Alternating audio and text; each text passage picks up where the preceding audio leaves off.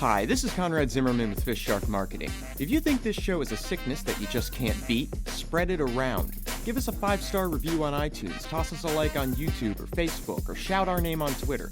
Become a plague vector today. And thanks for listening.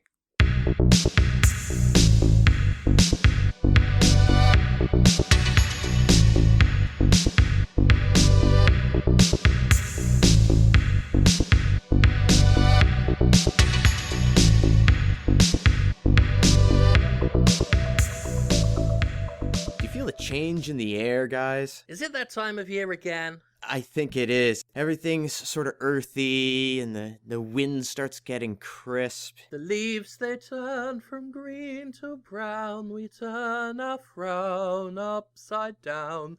Fall is here. Ah, it's a magical time. Of course, that means it's time for the harvest. The harvest! It's harvest season. It's one of my favorite team-building things that we do at FistShark. It's one of the few times a year that I feel real human emotion, I think.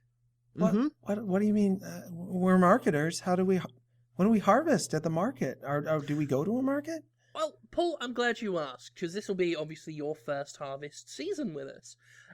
Every year, we at FistShark Marketing, we get our scythes and our shears, and we go and harvest the crops, because it's time for good harvest, plentiful bounty. We reap the rewards that we've sown throughout the year, and hopefully no one gets injured or loses a limb. It's a lot of fun, really. We go out back and just start setting to work, and it's tiring, but you feel a real sense of satisfaction and like you've accomplished something by the time you're done. I don't remember hearing about this in my initial job interviews or on the job description. I thought it was a marketing. We're here to help sell products, right? Absolutely, but I don't know if you've ever gone to the bathroom here. You know the chittering, clawing, writhing noises you hear coming out from outside through the bathroom window? I didn't want to. I thought it was maybe just me, but I did pick up on a few extra sounds in the bathroom. Yeah. Right, yeah. Well, you'll have noticed since you've been here, that's quite a loud noise. Throughout most of the year, it's not very loud because there's not much of it there. But what happens is we go out round the back and we deal with the source of that noise, which is a kind of a creeping kudzu. A kind of viney, red, crawling, swarming growth. That roils around out back in the abandoned lot right by the parking garage. What happens is we go out there with our scythes and our blowtorches, bone cutters, whatever we've got to hand, really. Some people like to bring a mace.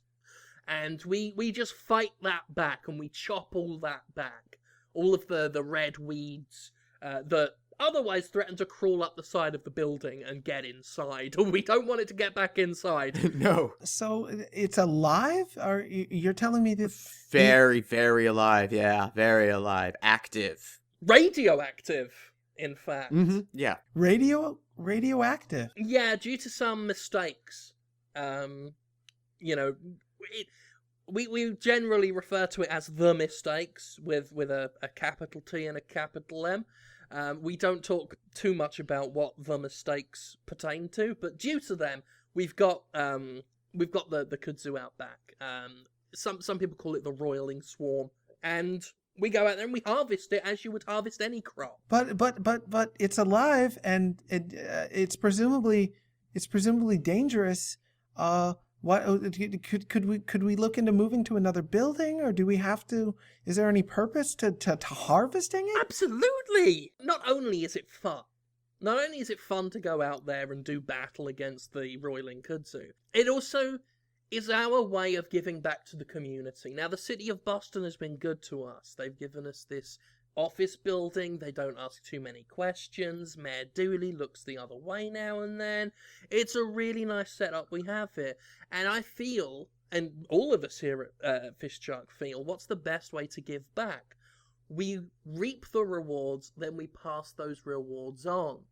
That's why when we pick up all of the debris, all of the twitching leftovers of the swarm that we've cut back, we then put those pieces of pulsating debris in cans and give it to the Goodwill.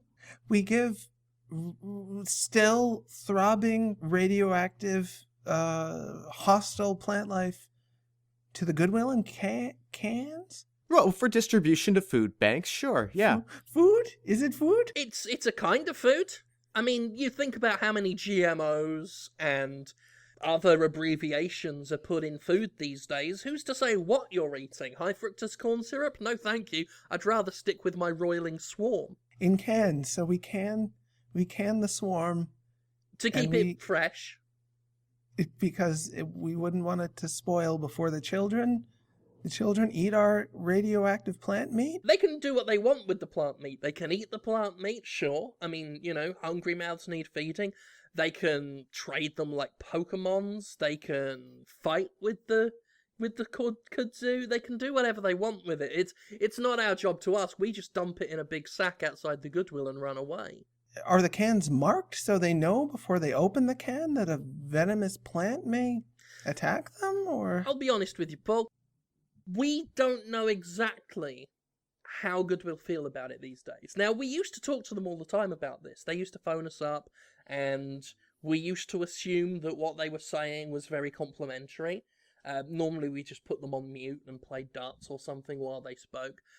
But not since 2012 or 2011. Not since 2011 have they ever called us back after we've dropped off the harvest.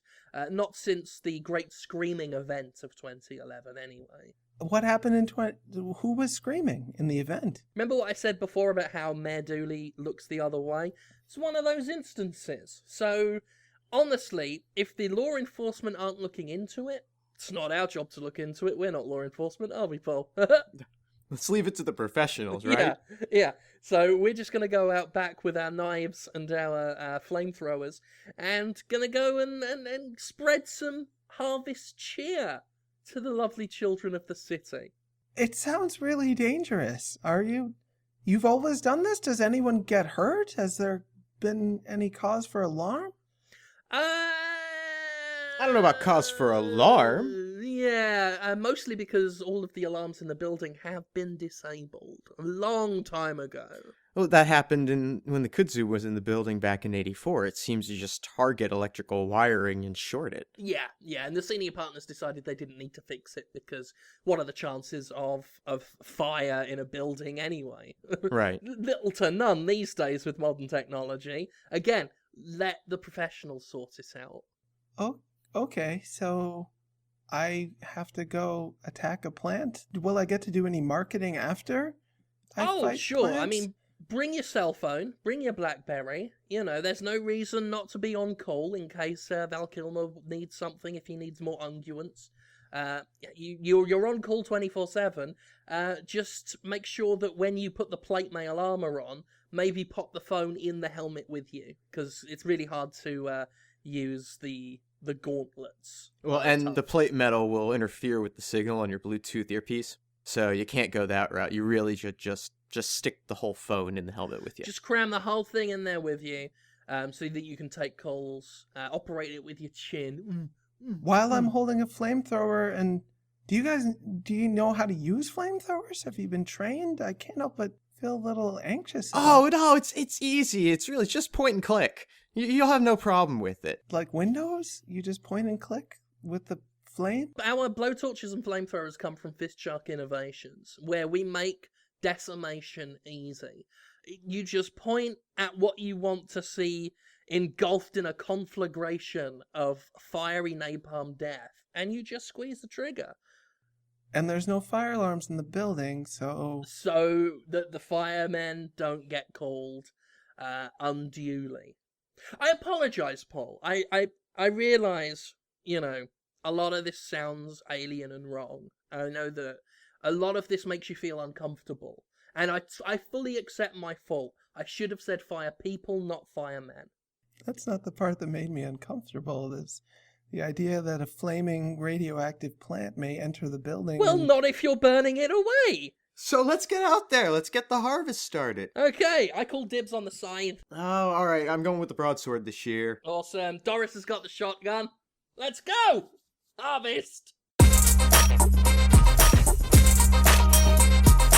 Paul, Hi. do you mind if I call you Paul? Yeah. I'm really excited to speak with you. What's up? I know your full name's Paulson. It's just my neighbour's a Paulson, and he once ate a dog.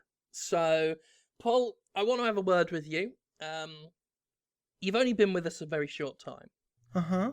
But you have been responsible for possibly, and I don't say this lightly because I'm a jealous, narcissistic man, as all good marketers are. You may be responsible for one of the most successful endeavours FistShark marketing has ever had. I am? Already. Whoa. The Old Man Saliva account that you managed to close for us, that deal that you cinched, has done gangbusters. Now, this is a project I looked at, and to be honest, I didn't see anything in it. Didn't get it. Old Man Saliva, I don't see the appeal. I guess I still don't the appeal in a line of toys aimed at children that are just plastic figures of literal old men. Some of them in flat caps, some of them in string vests, some of them barely clothed at all. Detail to the wrinkle, but not particularly well painted. Made in Taiwan, seemingly quite cheap materials, but the kids love them. This is turning into the new Beanie Baby, the Old Man Saliva, and I guess the one gimmick they do have has been catching on. Yeah, and some adults really enjoy them too. I happen to have a wide collection myself, so it's kind of how I discovered the brand. I noticed you seem to be quite into it. I did pass by your office, and you've got a shelf with quite a few of these Old Man Saliva collectible figures on them. I guess I get the premise of it.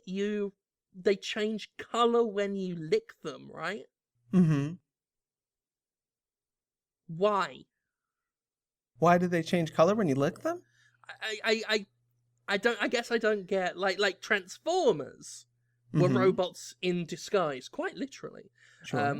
Optimus Prime was a robot, and then he's like, well, I don't want people seeing I'm a robot. That'll look right fucking stupid. So he turns into a truck. You got your Megatron. He's like, well, sometimes I don't want to be Megatron. I want to be a gun. That's right. So he turns into a gun. Now, I don't get, I guess. And there's no tie-in TV show with this or anything, at least not yet. Maybe we can have a word with FistShark Media about that. But I don't get why the old men change colour. Like, why have you got this rather, like, normal-looking old man in a flat cap and a dirty brown coat? Then you lick him, and he turns bright pink. Mm-hmm. I don't understand why that is. Huh. Well, I can try to explain it. It's a little bit like trying to explain why it's fun to eat ice cream, or why is it that pizza tastes good. It's you want to be a part of the narrative. Like with Transformers, that was a great example. When you transform Megatron from a robot to a gun, you're kind of taking part in his internal process.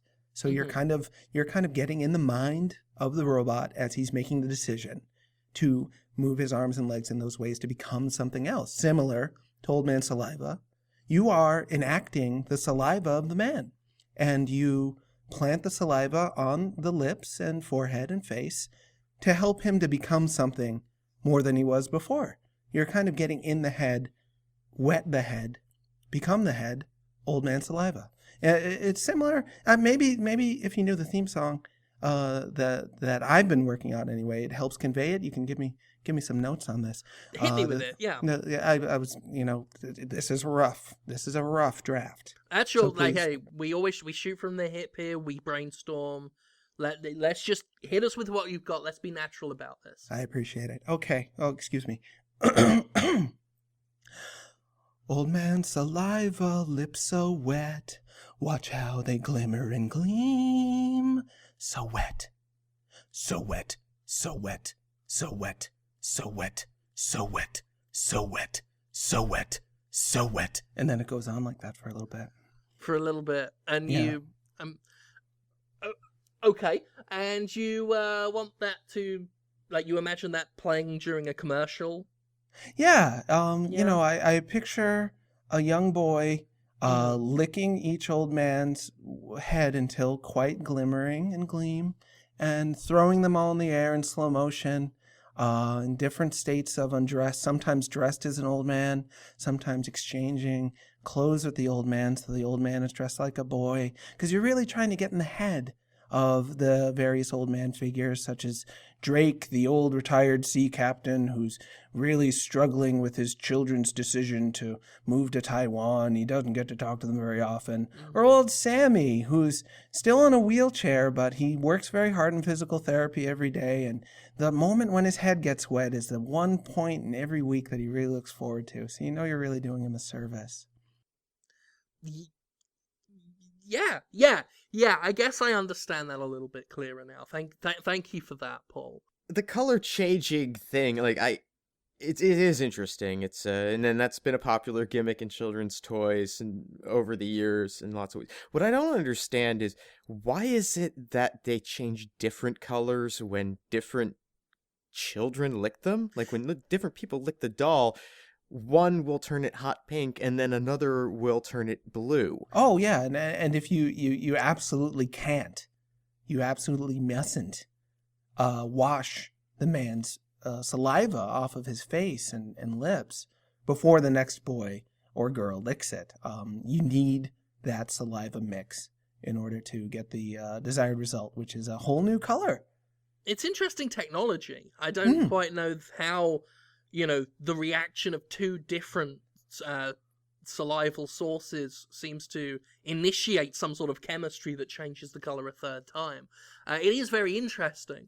I am a little concerned. And I mean, I guess, you're aware by now of the complaints we've been having from children who have been, the parents of children who have been taking these figures, passing them around the classroom, each taking turns to lick them to see how many different colors they can get. And basically they're licking each other's saliva as well as the doll. And some of these children are getting very, very sick. Oh, you mean from the exchange of saliva between the children? Yeah. I mean, that's certainly what we're telling people. I'm wondering whether it's the paint itself on the doll.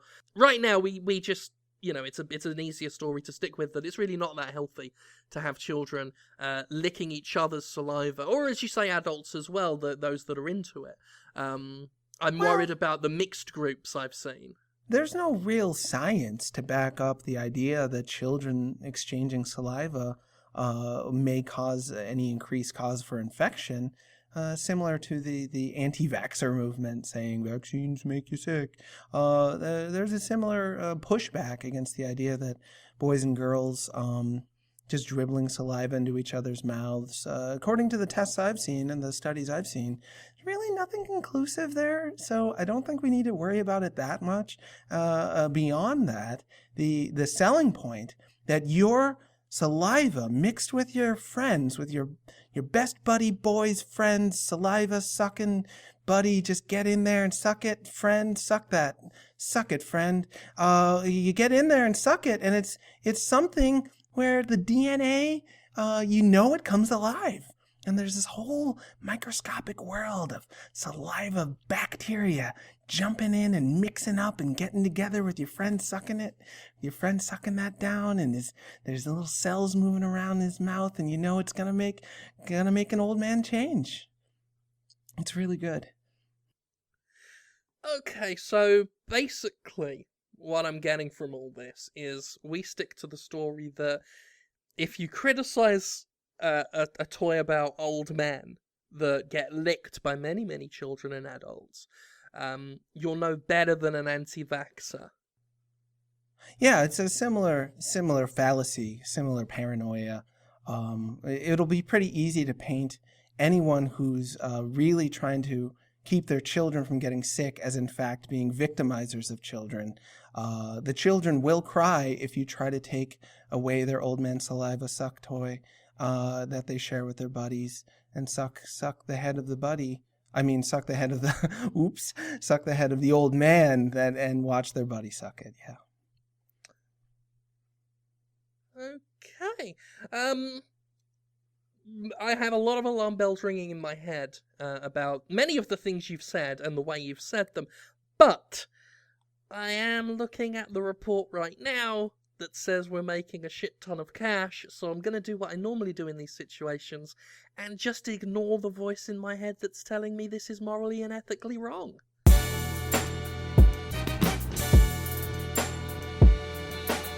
I think Craig's starting to look a little bit better, a little more in line with where he went. He had really let himself go, and I mean, I feel like we have to accept some responsibility for that. We didn't have anybody really attending to making sure that Craig was doing the things that he needed to do to sort of maintain his lifestyle. Yeah, well, I mean, personal health is something we take very seriously at FistShark.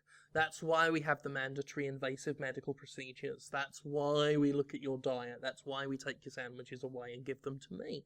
It's a really important part of what we do here. And honestly, I was disgusted when Craig walked in here a few months ago, and I could not believe how different he was. How, as you say, he let himself go. There was colour in his cheeks. He seemed to have more energy all of the time. He'd lost a few pounds. I dare say there was the beginnings of muscle tone in his arms and shoulders.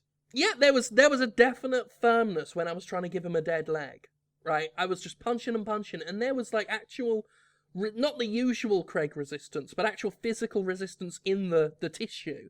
And I barely recognised him. It was grotesque. He was looking morbidly effervescent. I've only met Craig a couple of times. He's a nice enough guy. He seems pretty healthy. Are you saying he doesn't look healthy, or where's the problem? Well, I mean, the Craig that we know doesn't look healthy. Oh. And shouldn't look healthy. No. Not at all. He doesn't deserve it. Here's the thing about Craig, right? The healthier he gets, the unhealthier the rest of us get. I have no science to back that up, but I'm fairly certain he is like a black hole of health. Mm-hmm. I feel my arteries clogging up every time I see him eat a banana. And I can't have that. So we need to get him back to where he was. I want him in the ill-fitting t-shirts with a bit of a beer gut spilling out the bottom of it.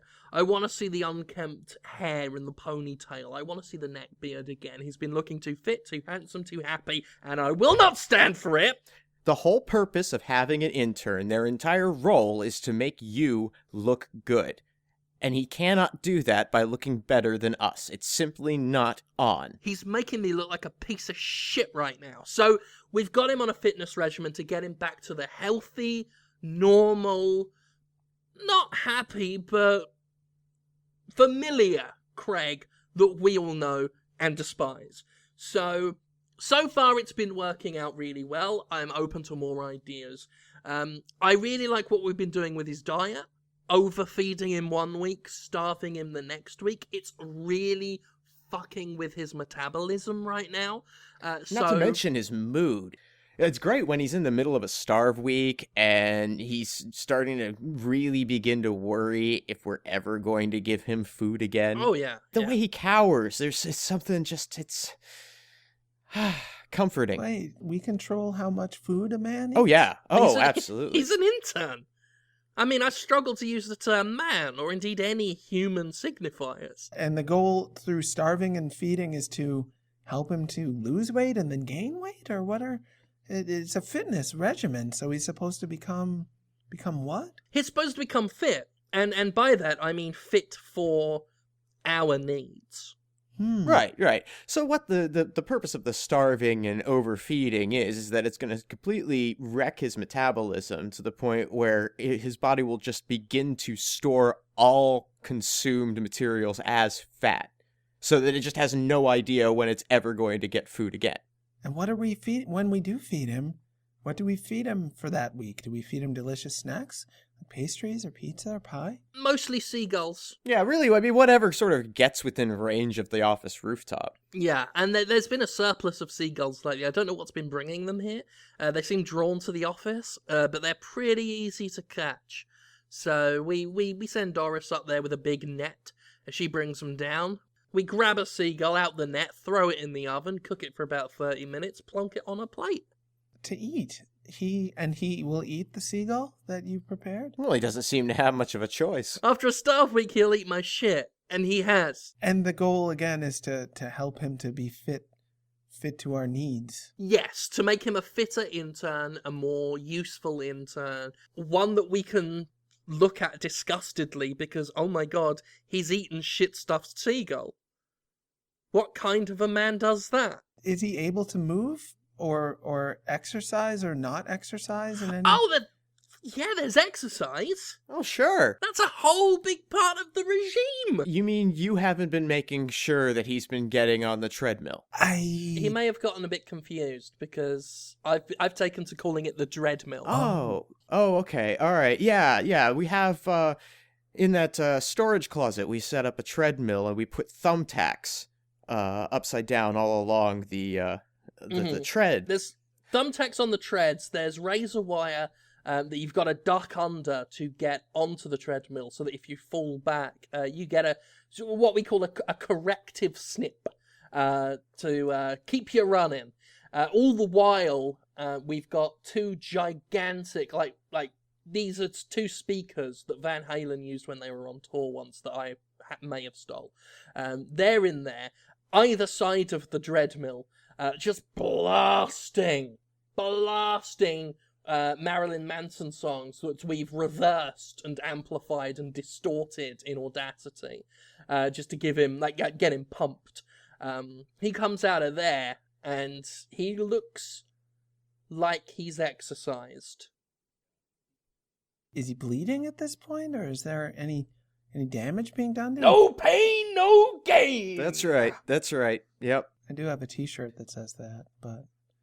I mean, have you tried hanging upside down and baking him like a piece of bread until he turns a golden brown, and or flaying the skin with perhaps a cheese grater or some sort of shaving device in order to increase his discomfort to the point where he will basically do anything to escape, and therefore potentially getting the desired effect of his is it misery we're going for in order to increase how good we feel about ourselves, or is it just run-of-the-mill torture? I'm still trying to get a feel for it. That's a little of column A, a little of column B, but I like the way you think. Keep the ideas coming. You are a wellspring.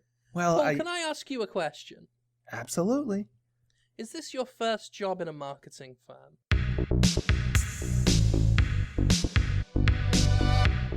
FistShark Marketing is Jim Sterling, Conrad Zimmerman, and Paulson Sear.